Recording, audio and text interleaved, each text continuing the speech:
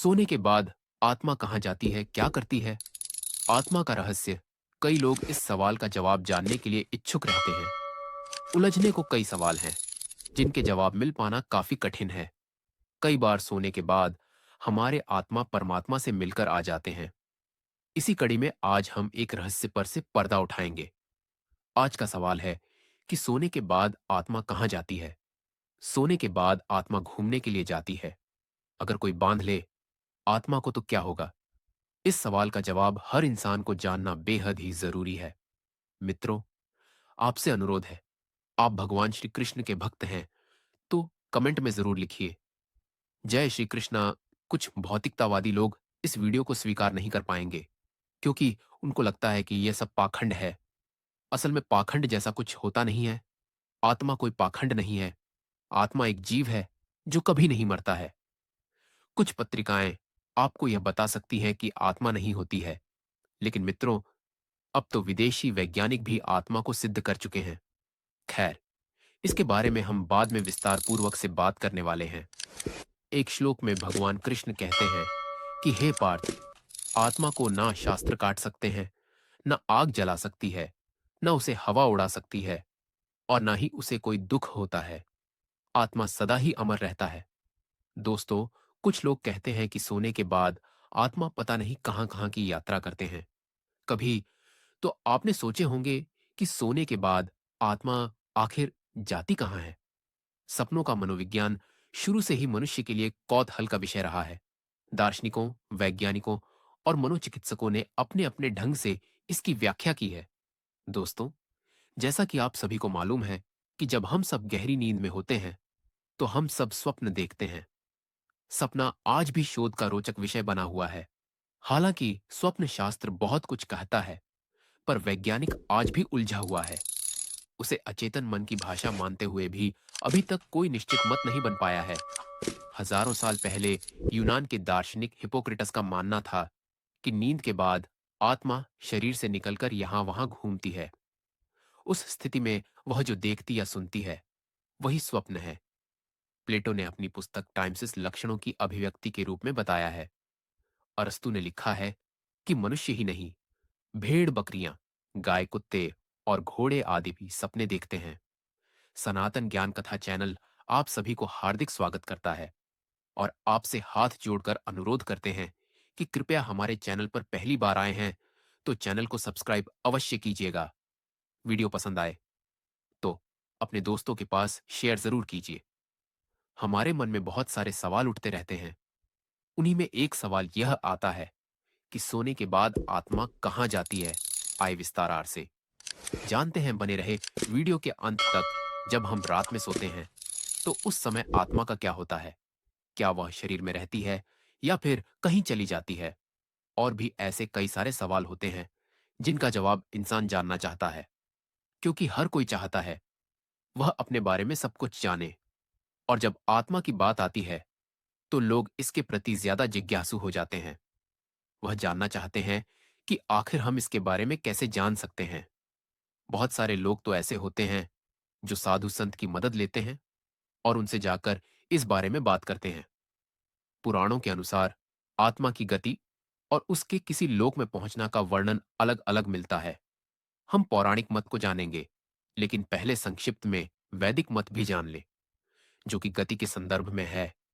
क्या हमारी आत्मा शरीर में ही रहती है या हमारी आत्मा मानव शरीर से अलग हो जाती है? जो व्यक्ति बहुत ज्यादा थक हार कर सो जाता है तो उस समय उसे बहुत ही अजीब अजीब चीजें दिखाई देती हैं, और कभी कभार तो आत्मा परमात्मा से मिलने पहुंच जाती है। तब हमें ऐसा प्रतीत होता है कि हमारी मृत्यु हो चुकी है और हम भगवान के पास आ गए हैं। हम उन्हें साक्षात देखते हैं, जिससे हमें काफी सुकून महसूस होता है और वहां से आने के मन नहीं करता है, क्योंकि सोने के बाद हमारा शरीर बिल्कुल मृत की तरह हो जाता है। और कई बार तो इंसान को जगाने पर भी वह नहीं जागता है, क्योंकि उस समय उसकी आत्मा बहुत दूर जा चुकी होती है, जिस वजह से इंसान काफी देर में जाग पाता है। आप लोगों ने भी कभी कभार ऐसा महसूस किया होगा कि आपने अपने सपने में अपने इष्ट देवता को देखा है, आप उनसे बातें की हो, या फिर आपने अपनी परेशानियों को उनको बताया है। वह आपको दर्शन दे रहे हैं और आप उन्हें देख रहे हैं। कई सारी ऐसी और प्रक्रिया होती है जो आपके लिए बहुत ही अनमोल होती है और बहुत ही शुभ होती है। आप ये सोचते हो कि आप अब यही रहे और बस इन्हीं को देखते रहे, पर यह सब आपकी आत्मा कर रही होती है। जिस दिन आप ये सपने देखते हैं, यानी कि आपका आत्मा परमात्मा से मिलती है, उस दिन आप काम तन मन पूरी तरह से शुद्ध होता है। मित्रों, सोने के अंदर भी आत्मा अचेतन मन से जुड़ जाती है। इसलिए सोने को एक दूसरी मौत का नाम दिया गया है। सोने के बाद आपकी आत्मा भविष्य के अंदर जा सकती है। कभी कभी आपका आत्मा आपका भविष्य भी देखा है दोस्तों। जैसा कि हमने आपको बताया, सोने के बाद आपका अचेतन मन आत्मा के सहारे भविष्य के अंदर जा सकता है। वह भविष्य को देख सकता है। उसके अंदर वह क्षमता होती है। आपके सामने कई ऐसे उदाहरण होते हैं जिनमें सोने के बाद हमारा अचेतन मन भविष्य के अंदर चला गया था। आपने कभी खुले आंखों से जो चीज नहीं देखे होंगे, वह आपका बंद आंख हो, यानी सोने के बाद आपका आत्मा देखते हैं। आपको भी कई ऐसे सपने आए थे कि वह बाद में सच हो गए। इस तरह के सपने हमें तब आते हैं जब हमारा अचेतन मन भविष्य के अंदर जा चुका होता है। हमारा अचेतन मन भविष्य को कैसे जान लेता है, इसके बारे में कहना मुश्किल है, लेकिन ऐसा माना जाता है कि जो भौतिक जगत के अंदर घटित होता है, वह उससे पहले ही सूक्ष्म जगत के अंदर घटित हो चुका होता है। उसे आसानी से अचेतन मन पता लगा लेता है। भविष्य बताने वाले सपनों के अंदर हमारा अचेतन मन उस स्थान पर जाकर देख सकता है, या कहे कि वह उस स्थान पर यहीं से देख सकता है। इसी तरह का सपना एक बार मुझे भी आया था। हमारा बुआ का एक लड़का था और उसकी मौत गौर के दिन हुई थी। हमको नहीं पता था कि उसकी मौत हो चुकी है, लेकिन उसी दिन सपने में मैंने देखा कि उसकी मौत हो चुकी है।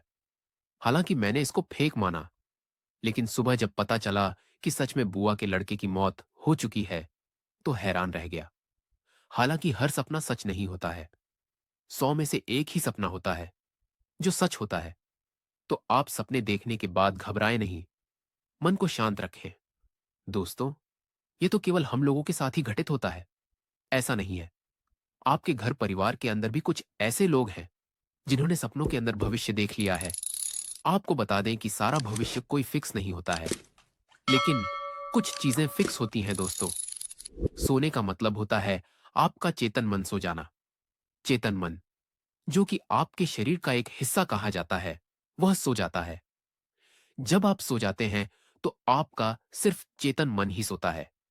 चेतन मन जो बाहर का मन होता है, लेकिन अंदर का मन कभी सोता ही नहीं है। उसे इसकी कोई जरूरत नहीं होती है। चेतन मन जब सो जाता है तो हम बाहर की चीजों को देखना और सुनना बंद कर देते हैं, और देखते भी हैं तो ये चेतन मन की मदद से नहीं होता है।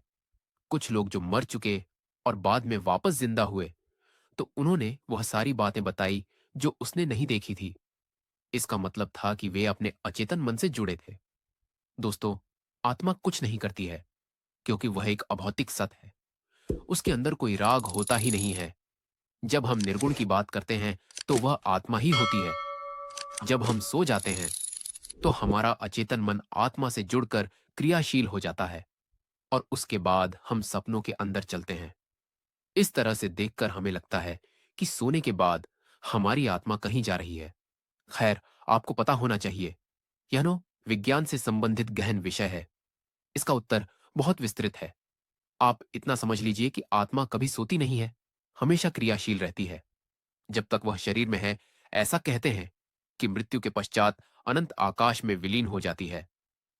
वैसे तो इसका प्रामाणिक जवाब तो किसी के पास नहीं है, पर मैं अपने अनुभव और आत्मा के बारे में पढ़ने से पता चला कि आत्मा मस्तिष्क में सुई की नोक के बराबर एक सफेद रंग का चमकता एक बिंदु है, जो शरीर में हर जगह घूम घूम कर चेतना को बनाए रखती है। यदि आप सोच रहे हैं कि सोने के बाद आपकी आत्मा कहीं पर जाती है, तो आप गलत सोच रहे हैं। असल में आत्मा हर जगह पर सुलभ है, मतलब हर जगह पर उपलब्ध। लेकिन आपकी आत्मा कुछ कर्म के ढांचे के अंदर बंद हो जाने की वजह से आपको यह लगता है कि आप एक अलग इकाई हैं, लेकिन न, ऐसा नहीं है। यदि आप उस कर्म के ढांचे को हटा देते हैं, तो आपकी आत्मा या मेरी आत्मा जैसी कोई चीज नहीं होती है। इसका मतलब यह है कि सोने के बाद आपकी आत्मा कहीं नहीं जाती है, उसे कहीं पर जाने की जरूरत नहीं होती है, लेकिन आपका मन गति करता है। इसी गति को हम अपनी आत्मा की गति मानते हैं। सपने में हम वर्तमान को देख सकते हैं। दोस्तों, सपने में तीसरी स्थिति यह होती है कि हम वर्तमान को हूबहू देख सकते हैं, जो वर्तमान में घटित होता है, और हम उसे सपने के रूप में देख रहे होते हैं। इस तरह के सपने हमें यह बताते हैं कि कहां पर क्या हो रहा है। दोस्तों, इस प्रकार के सपनों के मेरे पास तो कई प्रमाण नहीं है, लेकिन एक घटना का उल्लेख करना चाहूंगा। डॉक्टर अरुण कुमार लिखते हैं कि एक बार जब वे सो रहे थे, तो उन्होंने देखा कि सज्जन जी उसके पास आए हैं और बोल रहे हैं कि मैं तो जा रहा हूं, तुम बच्चों का ध्यान रखना। उसके बाद अचानक से लेखक की आंख खुलती है, तो समय देखते हैं। यह रात का 3 बजा है। उन्हें समझ नहीं आता है कि यह सब कैसे हो गया और सज्जन जी का यहां पर आने का क्या मतलब। लेकिन जब सुबह होती है, तो पता चलता है कि सज्जन जी तो रात को 1 बजे ही मर चुके थे। सपने में हम वर्तमान को देख सकते हैं। दोस्तों, यह सज्जन जी की जीवात्मा थी।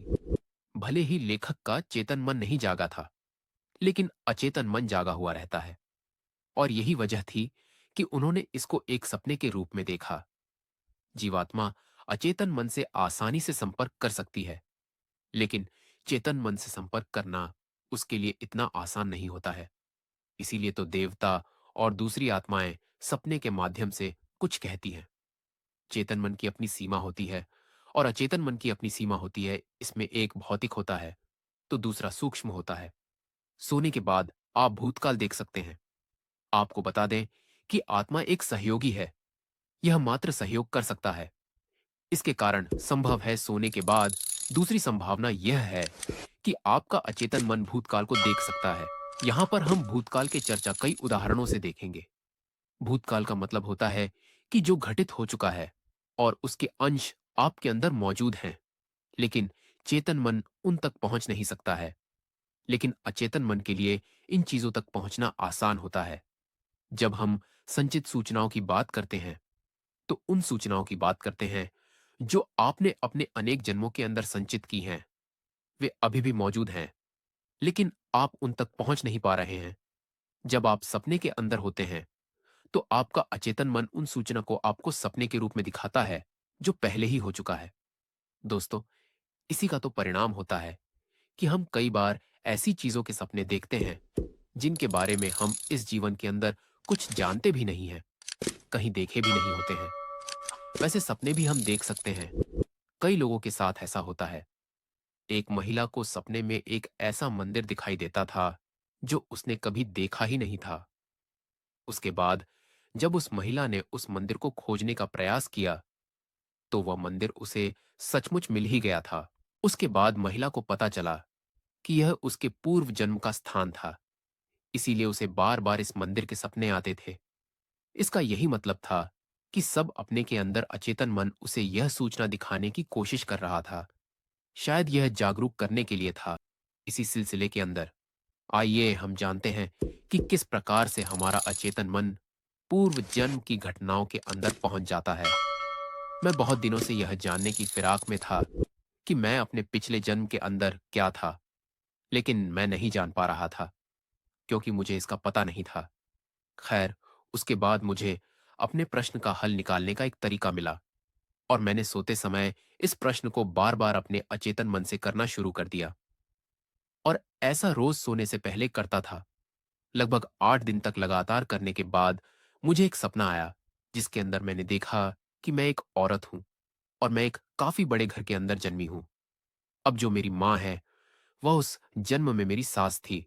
हम लोग बहुत अधिक अमीर हैं। हालांकि मैं ये नहीं देख पाया कि उस औरत का मुंह कैसा था। दोस्तों, इस वीडियो के अंदर हमने ये जाना कि सोने के बाद हमारी आत्मा के साथ क्या होता है। असल में हमारा चेतन मन ही सोता है। अचेतन मन जागृत अवस्था के अंदर ही रहता है। इस संबंध में मैं आपको एक दिलचस्प घटना और सुनाता हूं। असल में हमारे घर के अंदर जब नेगेटिव ताकतों का प्रभाव बढ़ जाता है, तो हमें नींद नहीं आती है और हम काफी परेशान हो जाते हैं। रात को बार बार अचानक से आंख खुल जाना इसी बात का संकेत होता है। हमारे घर के अंदर देवता ताकि मूर्तियां रखी हुई हैं। एक दिन हमने उन सबको उठाकर घर के बाहर बने मंदिर में रख दी थी। आपको बता दें कि हमारे घर के आसपास एक नेगेटिव ताकत है जो काफी समय पहले यहीं से होकर मर गई थी। और जहां नेगेटिव शक्ति होती है, यानी भूत प्रेत होते हैं, वहां अजीब सा सपने आना आम बात है। वह प्रेत रूप में घूमती है। उसी दिन के बाद मेरे साथ गड़बड़ होना शुरू हो गया। मैं रात को सोता, लेकिन बार बार मेरी आंख ना जाने कैसे खुल जाती। आज तक ऐसा नहीं हुआ था। और आंख खुलने के बाद मुझे यह एहसास होता कि कोई यहां पर है। हालांकि मैं किसी को देख नहीं पाया था। नेगेटिव शक्ति हर कोई नहीं देख पाता है। मैं भूल चुका था कि यह सब मूर्तियों के कारण हो रहा है। यह 9 दिन तक होता रहा और मुझे ऐसा होने के पीछे कारण समझ नहीं आ रहा था। उसके बाद 10 दिन मैंने बार बार रात को नींद खुलने की वजह के बारे में सोचा और विश्लेषण किया। तो पता चला कि यह मूर्ति के हटाने के बाद से ही हो रहा है।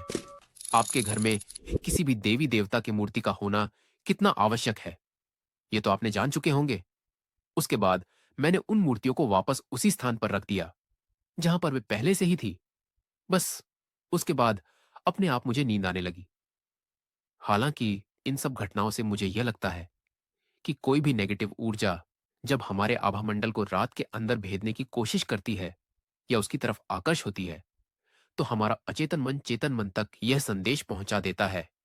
यही वजह है कि हमारी आंख अचानक से खुल जाती है। हालांकि रूटीन के अंदर तो यह तय होता है, जैसे आप रोज 5 बजे उठते हैं तो आपका अचेतन मन आपको 5 बजे उठा देगा।